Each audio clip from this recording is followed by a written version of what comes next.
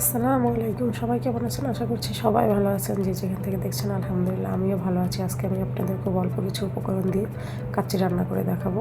আমি এখানে 3 কেজি খাসির মাংস নিয়ে নিয়েছি, 3 প্যাকেট রাঁধুনি, কাচ্চি মশলা, 1 কাপ টক দই, আদা রসুন বাটা দিয়ে আমি এটাকে 1 ঘন্টা আগে ম্যারিনেট করে রেখে দিয়েছিলাম। এখন আমি এটাকে কয়েকটা কয়লা পোড়া দিয়ে একটু তেল দিয়ে আমি এটাকে ঢেকে রেখেছি একটু রান্নার জন্য। এখানে আমি 1 বাটি পেঁয়াজ নিয়ে নিয়েছি বেরেস্তার জন্য। এখানে আমি মাংসটাকে এখন কষিয়ে নেব।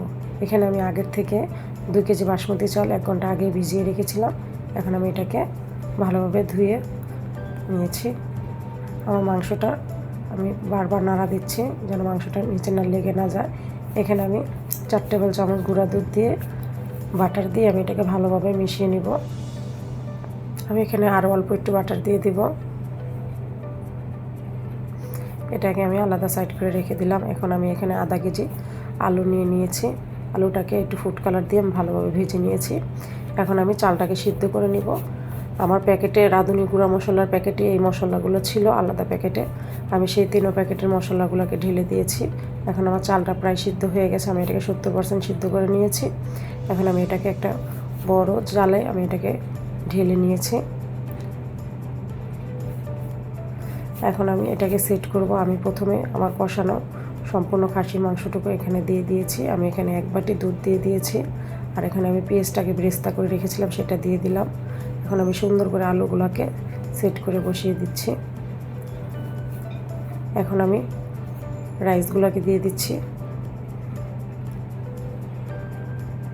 সুন্দর করে এটাকে লেয়ারে লেয়ারে বসিয়ে দেব। এখন আমি এখানে আবার অল্প কিছু বেরেস্তা দিয়ে দিচ্ছি।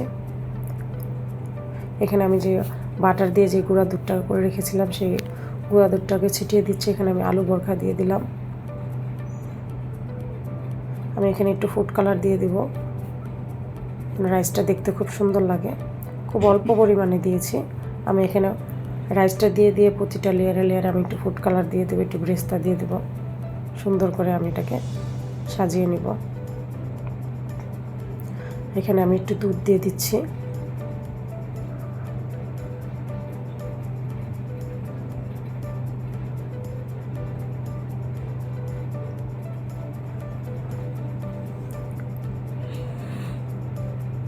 আমি এখানে কয়েকটা কাঁচামরিচ দিয়ে দিব।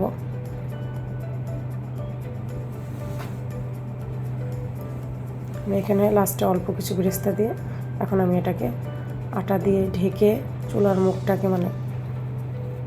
পাইলার মুখটাকে আমি আটা দিয়ে সুন্দর করে ঢেকে আমি এখানে এটাকে 1.5 ঘন্টা চুলায় দমে বসিয়ে রেখেছিলাম। আমার কাচ্চিটা হয়ে গেছে। 1.5 ঘন্টা পরে আমি এটাকে নামিয়ে এনেছি।